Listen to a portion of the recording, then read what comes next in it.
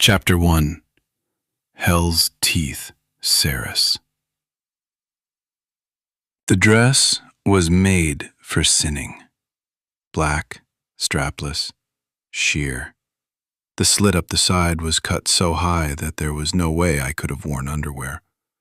The fabric clung to my frame like a second skin, shimmering when it caught the light, as if tailored from the night sky itself. Long gloves of the same material covered my arms, as if I dipped them past the elbows into shimmering ink. This was nothing like any of the ensembles Everlane had dressed me in when I'd first arrived at the Winter Palace. This was elegant, stunning, painfully sexy. I didn't recognize the woman in the full-length mirror of my dressing room, and there was a reason for that. The strange creature staring back at me wasn't a woman, not anymore. Once she might have been, but now she was a fae-vampire hybrid, touched by the gods.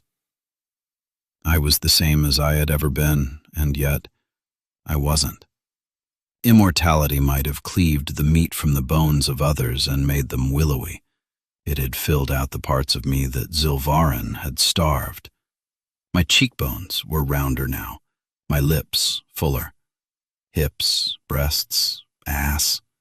I'd had all three before, but now I really had them. As it did every time I had caught myself in the mirror over the past 48 hours, my attention snagged on tips of my pointed ears, poking through the dark waves of my hair. Reality seemed to warp and snap back into place whenever I saw them. In the end, I was just as Fisher's mother had drawn me. This was real. I was fae. I was a vampire. The sound of a voice clearing at the back of the room broke the silence. "Well, I suppose if no one else is going to say it, then I will. You look downright fuckable, Ceres Fane." I turned, wearing a chagrined frown, already preparing for the fallout that would follow on the heels of that comment. 3 males occupied the large dressing room with me, each of them emitting so much testosterone that the air swam with it. By the large window, the last rays of sunlight burnished Taladeus's silver hair and limned his features in gold. I could sense his emotions now. I was connected to him in a way that I didn't enjoy. Sometimes, as dusk was falling, I would feel him wake on the other side of the palace, and his sadness would steal my breath away. My maker cringed at the male on the other side of the room, sprawled out on a chaise longue like he owned the damned place. "Are you out of your mind?" he asked. "I don't know a single person stupid enough to hit on a newly bonded female, let alone a god-bound female, but to do it right in front of her mate? In front of him?" he added, jerking his chin toward the last male, leaning against the wall by the door. I paused before allowing myself to look at him.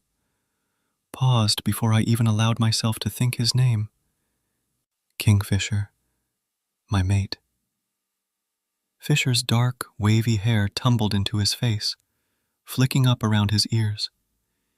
It had somehow grown longer in the past day or two. He felt bigger, too. Taller, broader, his presence even more imposing. He was armed to the teeth, dressed in leather, his ever-present gorget flashing at his throat. Tendrils of shadow and glittering black sand wound between his fingers, circling his wrists. They twisted down his legs and spilled across the plush carpet like hunting snakes, heading for the chaise. They had reached the chair and were weaving up its legs toward Carrion when I let out a sigh, folding my arms across my chest. "Fisher."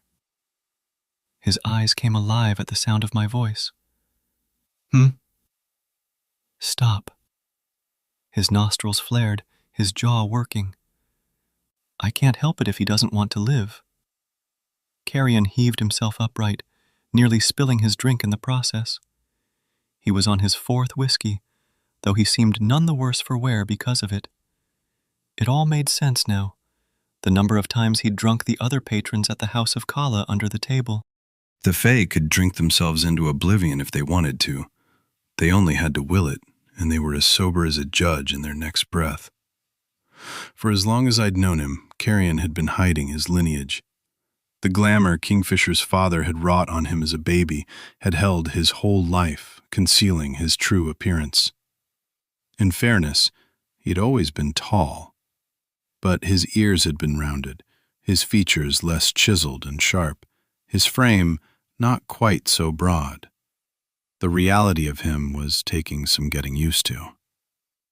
Thanks to his run-in with Malcolm in the maze, the glamour was gone now, and the male was his natural, true self at last. "And I can't help it if you aren't falling over yourself to compliment your girlfriend," Carrion countered, raising his glass at Kingfisher. Oh gods, this was going to be bad. The threads of shadow and sand became ropes. They darted up the chaise longue, lashing around Carrion's wrists and throat, slamming him back down onto the crushed velvet cushion behind him. His whiskey went flying. Fisher did nothing to save the glass as it hit the carpet, bounced, and went tumbling across the floor, spilling its contents everywhere as it rolled. Not content to assault Carrion with only his magic, Fisher had his fists ready and was moving with purpose across the dressing room with murder in his beautiful green eyes. My chest squeezed. "Fisher!" Mercifully, Talladega stepped in, blocking my mate's path before he reached the smuggler. They were of a height, the two males, just as broad, just as fearsome. They were similar in many ways.